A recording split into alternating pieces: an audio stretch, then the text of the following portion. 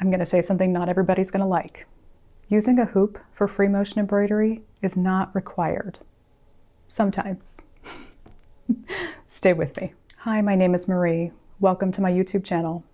I am a fiber artist who makes visual and tactile art, and I specialize in free motion embroidery. On this channel, you'll learn all things free motion embroidery, and probably in ways that you've not heard of.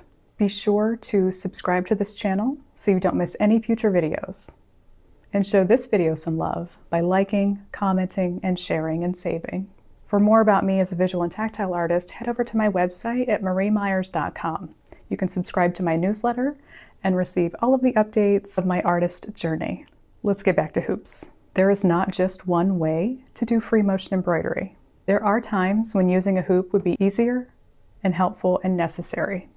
Sure, but it's not required. So here are some things to think about to help you decide whether or not you should use a hoop for your embroidery project. Using a hoop can help with the control and movement of your project. It can also give a really nice, crisp, clean finish if that's what you're looking for. You may want to use a hoop if your fabric is super flimsy, or if the fabric is just going to get jammed right down into the bobbin area by the needle. We don't want that. You may also want to use a hoop if the fabric is difficult to move around with your hands. So for example, I always use a hoop when I stitch with tulle, water-soluble fabric, anything that is light and does not have much body to it. You may want to use a hoop if you want a really crisp and clean look. You can go without a hoop if you want an imperfect look. Something that doesn't look like AI. If your fabric is sturdy enough and relatively easy to move around through the machine, you may want to go without a hoop and see what it looks like. You can add more layers of fabric to make the piece more sturdy if you really don't want to use a hoop. For me personally, I find hoops to be restrictive. I don't like them, and I prefer not to use them. I will only use them if I absolutely have to, or if there's a particular look that I'm going for. I despise it so much that I even created a special stabilizer method so that I don't have to hoop some of my fabrics. But over time, with practice and experimentation, I found that some projects just come out better when I use a hoop, and others come out better when I don't use a hoop.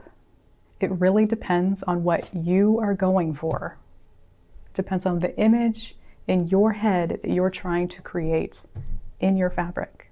Experimentation is the best thing you can do. If you're curious, try out some different options.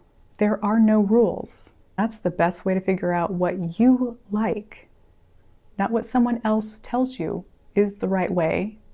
It's what you like.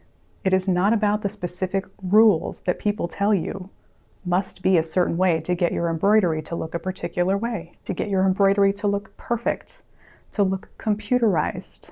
It's all about what makes you happy. Don't forget to subscribe to this channel for more free motion embroidery tips that you've probably never heard of.